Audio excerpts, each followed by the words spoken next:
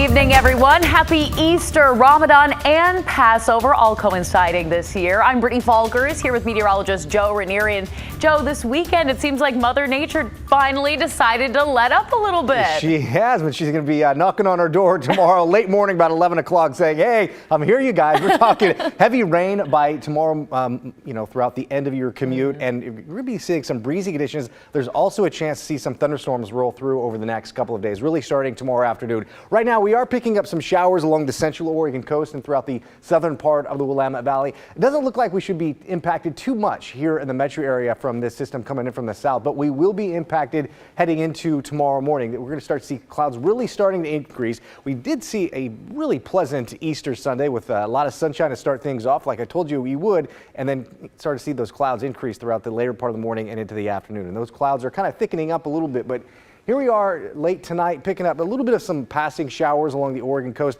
I'm not expecting to see this front move on shore too much. It's going to be impacting the beaches from Astoria all the way down into Tillamook and a little bit throughout the Coast Range. Meanwhile, heading into the later part of tomorrow morning, we'll be picking up some severe weather potentially with some heavy showers, some thunderstorms, and there could be a little bit of some hail mixed in as well. And those showers and heavy thunderstorms will be moving throughout parts of the metro area. And as this frontal system moves on shore, we'll be seeing the winds pick up a little bit heading into tomorrow afternoon along the valley. I'm expecting to see gusts anywhere from 25 to 30 miles per hour. And the rainfall amounts are going to be kind of impressive. This model is showing by the end of tomorrow, we could be looking at close to a ½ of an inch of rain, maybe more. And I expect to see a little bit more of those the rainfall amounts if we're going to be seeing some of these thunderstorms start to materialize. But a very pretty shot up at Timberline Lodge.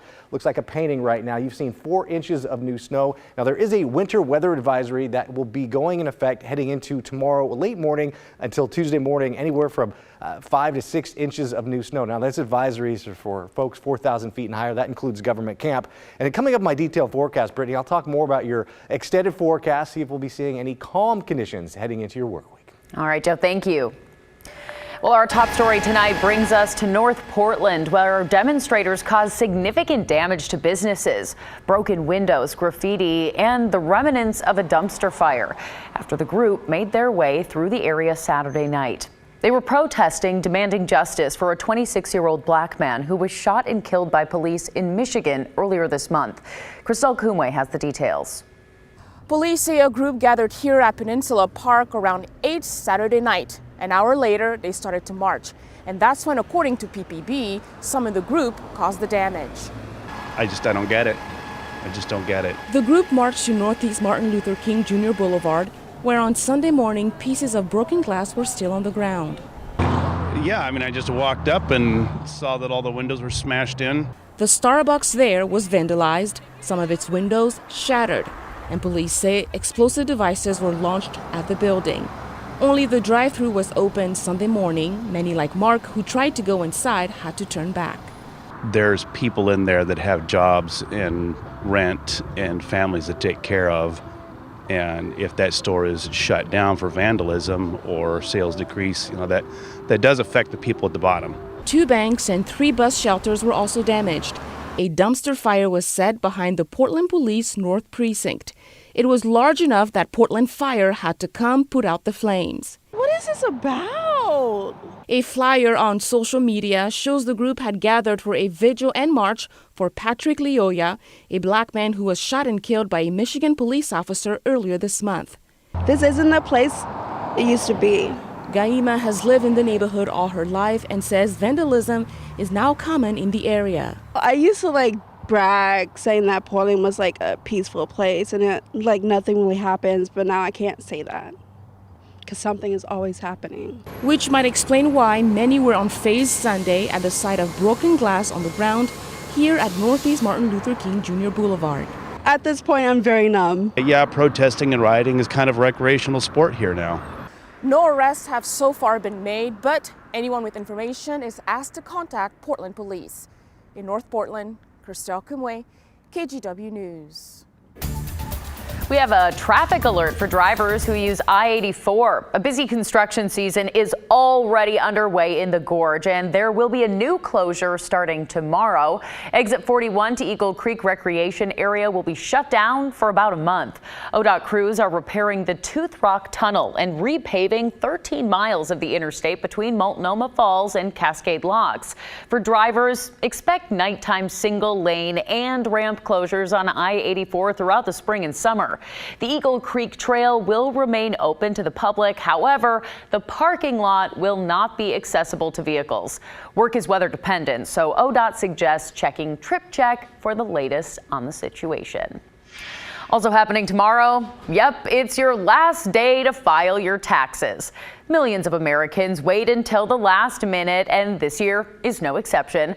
The National Society of Tax Professionals says if you haven't filed by now, well, you're better off filing an extension. Many people don't realize that filing an extension has zero effect as long as you're paid up on your income taxes by tomorrow.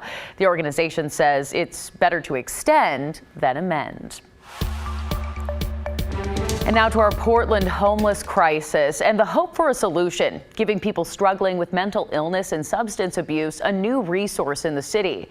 A new behavior health center is under construction now in downtown, thanks in part to more than $2.5 million in federal funds. Tim Gordon has a tour of what's to come. And if we want to, we can just kind of take a... It was a big day this week on Southwest Park Avenue in downtown Portland.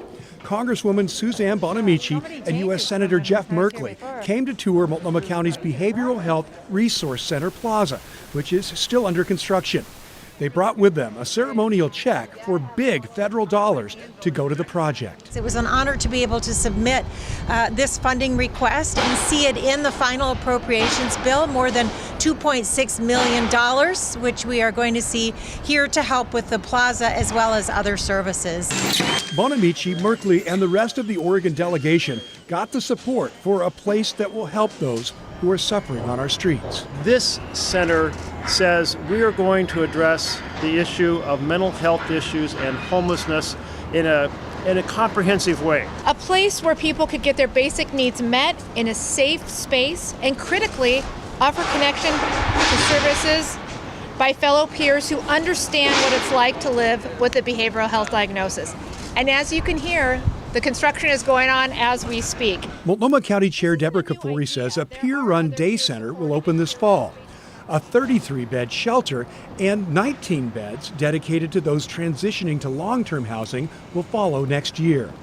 The conversation began 3 years ago about building the resource center. It included those who will use this place to heal and get better.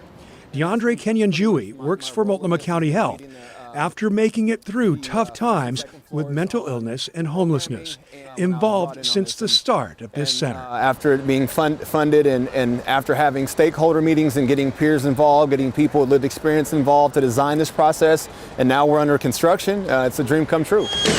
A dream becoming reality. Tim Gordon, KGW News.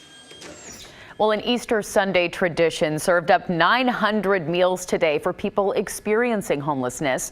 The Union Gospel is serving up the Easter staples: ham, au gratin potatoes, green beans, a dinner roll, fruit, salad, and dessert. 300 meals were handed out in downtown today. The other 600 are given out by a team that travels to camps all across the city. We do put in extra effort for the holidays. I think when you're experiencing homelessness, you're often separated from family and maybe don't have the means to celebrate in a way that you would have in the past. And so we want to provide something a little extra special for people on the holidays. The mission also prepared 250 Easter food baskets for families who are housed but were unable to provide an Easter meal for their families.